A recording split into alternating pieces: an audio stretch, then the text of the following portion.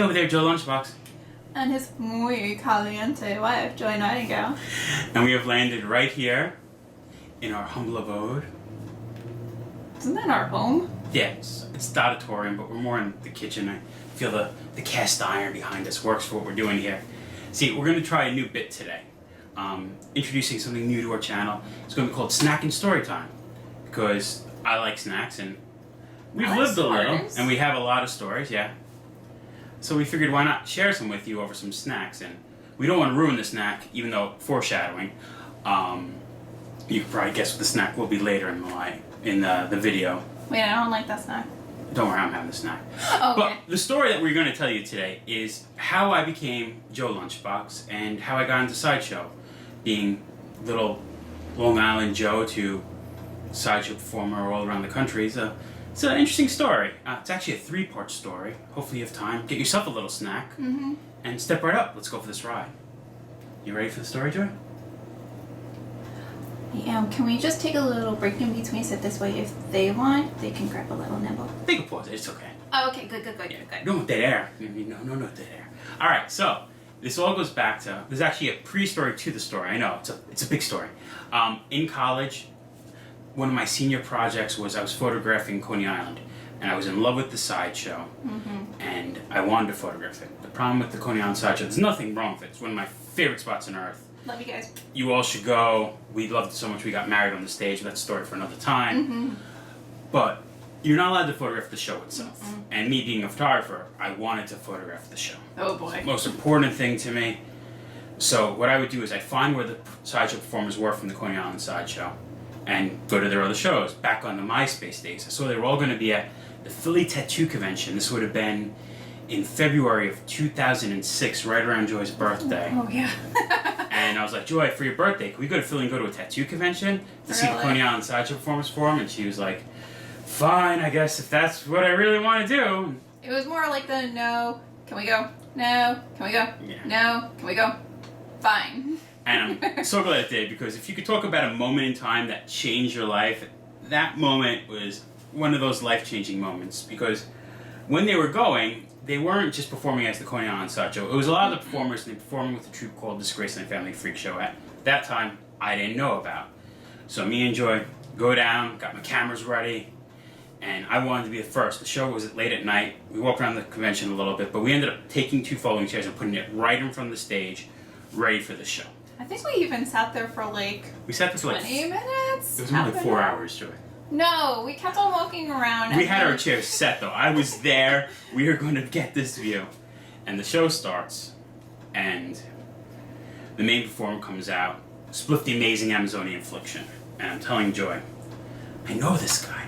He's like, this guy looks so familiar. Why does he look so familiar? Yeah. And I'm like, whatever, like you know him. Like I know that kid walking across the hall. Yeah, and she actually did know that kid. It was a kid that she went to high school with, a kid named Josh, who actually was Split the Amazing Amazonian Affliction's cousin. Wow. It is a really small world.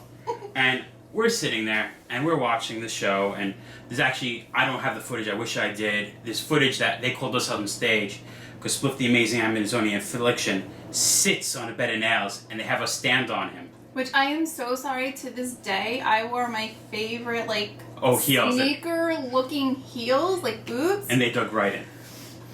But it's funny, because I saw this footage back in the day, that you see us shaking hands, looking at each other, both puzzled, like, do we know each other? And I figured, I watched so many sideshow documentaries, I must have seen him in a show. And we're watching the show, and then all of a sudden he goes, that people said he looked like his mom. And he points over to his mom, I'm like, oh my god, that's Tekka. In fact, that's Arwen. I was in Boy Scouts with him when I was a kid. I haven't seen this guy in like 8 years, so I say everything came from Boy Scouts. So after the show, I didn't know, some people, Boy Scouts is the most proudest thing for them. It's the most proudest thing for me. But I went up to him and I was like, looking confused, and I was like... I think you said his name in question. No, I was like, are you from Long Beach? Yeah. And he just looked at me, he's like, are you from Boy Scouts? And I was like, oh, he's like, Joe? And life changed. Met him there, put his arm around me, gave me and Joy t-shirts, and he was like, what are you doing here? And I'm like, well, I'm trying to photograph people with tattoos and sideshows. And he looked down and he was covered in tattoos. He was like, well, good. Points there. Because I got a bunch of tattoos. I know everyone that's tattoos. I pierce in the city. And I own a sideshow. Win-win. And he realized he could also use me and I could use him simultaneously, symbiotic relationship, photographing all of his sideshows. And I loved it. He started showing me around, doing everything. Now, fast forward a few months, that's the first part of the 3-part story. We reconnected with Farwin.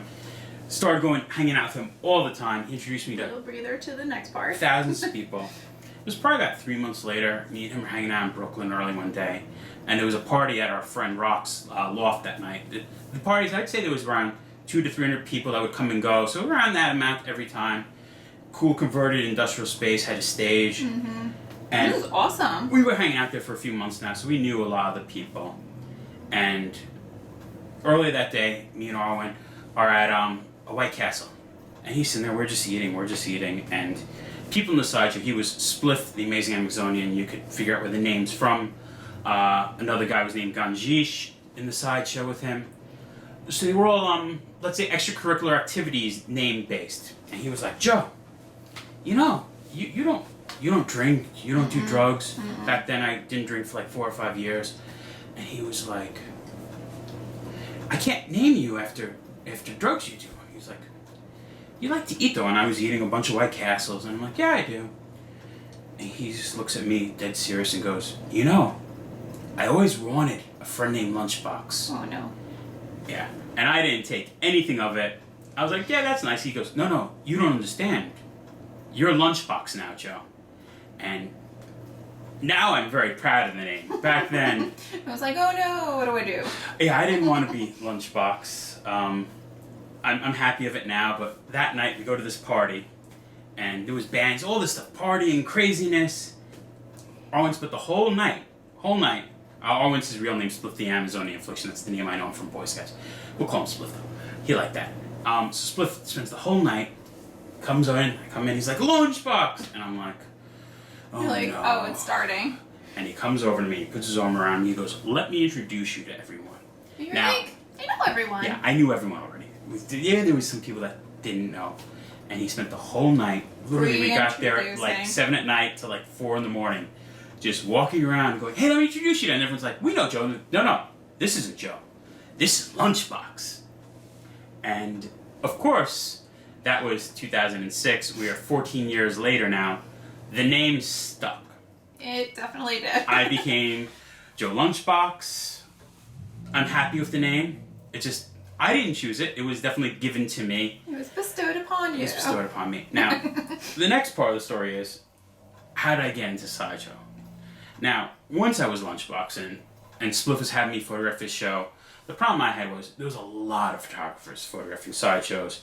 And it was the sideshow burlesque world. They were all splendid in the city. And I was like, I really want to start performing because that way I could get photos backstage, get photos that other photographers weren't getting. Right. In. Yeah. And he was like, we got enough. The sideshow's good. Just take the photos. This is what you're meant to do. Take the photos. And I was like, come on, I want to perform. I performed. Let me in, coach. Let me in, coach. I performed Magic when I was a little kid through my teenage years. So sideshow I thought was the next phase. I loved it so much. And what ends up happening is we were at a party in Island Park here on Long Island. And I wasn't drinking, and I had a red Solo cup, and in it, at the fridge of the party, I found a bottle of Frank's RedHot, what I feel is one of the world's greatest hot sauces. And I filled up a red Solo cup, and I was walking around drinking my red Solo cup full of Frank's, and Spliff comes up to me, he looks at me, he goes, you don't drink? And I'm like, I'm not drinking alcohol. He goes, what are you drinking? I'm like, I got a cup of Frank's RedHot. He's like, Frank's RedHot? That's it. You can't drink a bottle of Frank's RedHot. I'm like, watch me. Yeah, I can. I do it all the time for fun. He goes, you drink a bottle of Frank's RedHot. You're in the show. There's your first act. So there was it. I got my in from drinking a bottle of Frank's RedHot. I was a sideshow performer. Obviously, I learned and things evolved from there. Lots of other different acts. But the very first act I did was actually in a gallery in New York City, and it was drinking a bottle of Frank's RedHot. So we have the story. We'll get to the snack now. The snack we are going to do is recreate that first act with a bottle of Frank's RedHot.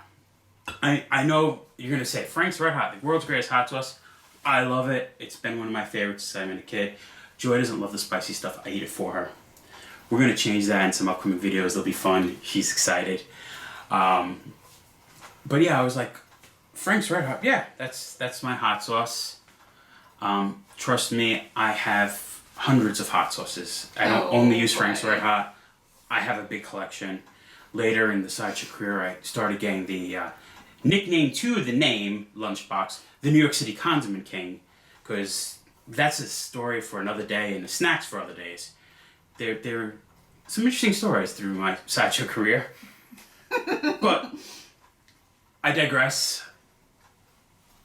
What you came here to see is me drink a bottle of Frank's Red Hot. So we have a bottle. Me not drinking of. We have a little margarita glass, so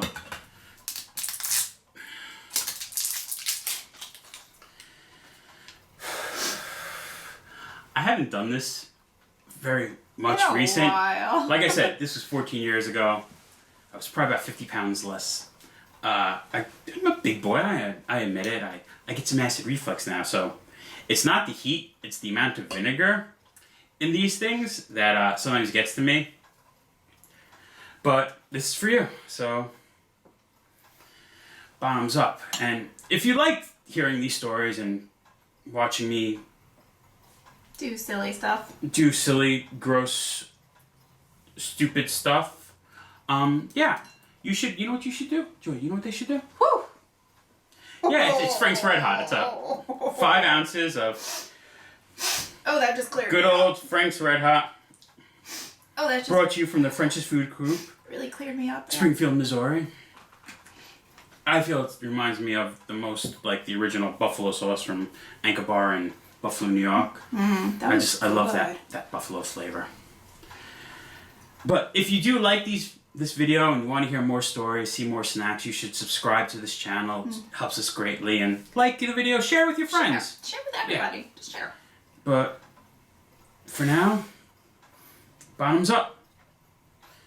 You really want to see me do this? Do they really want to see me do this, Joy? I think they really do. If they don't, they can pause it and walk away. But if not, just totally watch. Don't pause it, watch, Joy. Watch it. You should definitely watch this. Whew.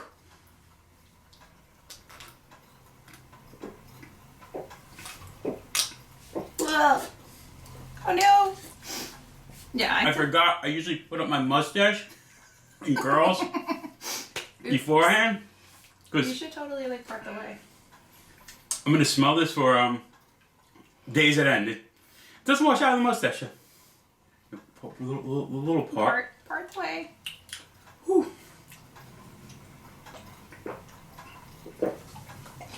Ooh. Ugh. I can definitely not do that. That was, oh my gosh. The older I get, the more I cannot do it too. But I'll do it for you for this snack and story time. Because that right there is very important on how I became Lunchbox, how I got into Sideshow. So I think the very first snack and story time, I think we could call it, Joy. I think so too. Yeah. So snack and story time, episode 1. Been there, done that. Remember, folks, safe travels. Good eats. Yeah, and live life.